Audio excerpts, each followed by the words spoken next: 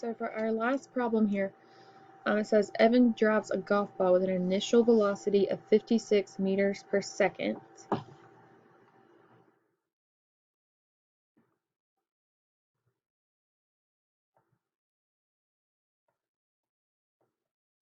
And then we have an angle at 12 degrees. It doesn't say anything about an initial height, so that means our h0 is just going to be 0. And we want to figure out how far away will the golf ball land. So one thing we have to know is that our g value here is going to be different. So remember it said if we were in meters, we had to use 9.8. So we are going to have to use something different on that. So we're going to be using 9.8 meters per second. Okay, so we want to figure out how far away. So that is the horizontal distance, is what we want.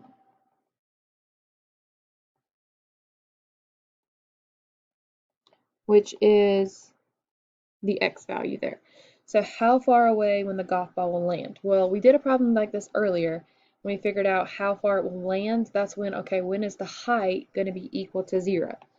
So when it lands here, that's when our height is going to be equal to 0, which means that's when our y value is going to be equal to 0.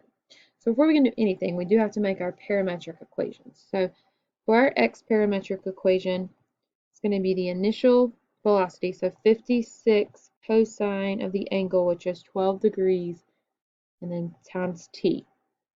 And then for our y equation, it's going to be 56 sine 12 degrees times t, and then minus 1/2. This time we're using 9.8 as the g, t squared, and then plus our initial height, which is just 0 here.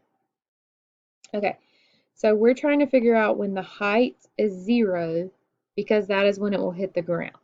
Okay, so if we do y equals 0, so we're going to set 56 sine 12 degrees t minus 1/2 times 9.8 t squared. We're going to set that equal to 0 so we can figure out when this is going to hit the ground. So we're going to have y1 and y2, and this is just the regular equation.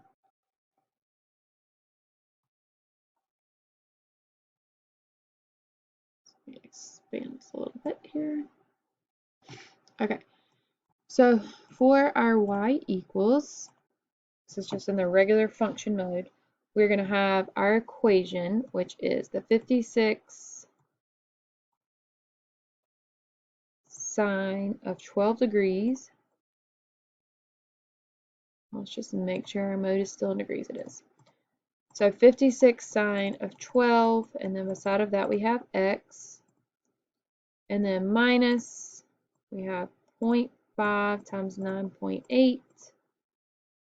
Side of that's going to be x squared, and then our initial height was 0, so we don't have anything there. So let's go ahead and graph this. Okay, so our graph here, we just have to figure out where it's going to land.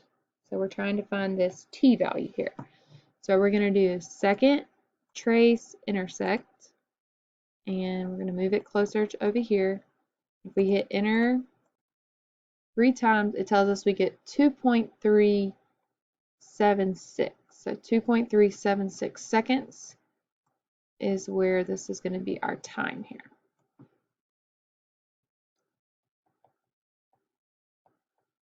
So this is saying that the golf ball is going to land or hit the ground after 2.37 seconds.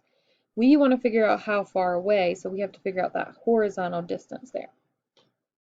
So to figure out our horizontal distance, we're going to take the time and we're going to plug it into our x equation. So we know x is 56 cosine 12 degrees times the time. So we're going to do 56 cosine 12 degrees times our time, which is 2.376. So if we calculate this,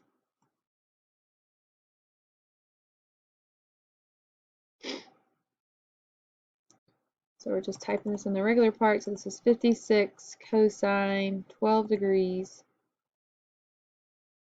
and then times 2.376. And this will give us a distance of 130.148, and this is in meters.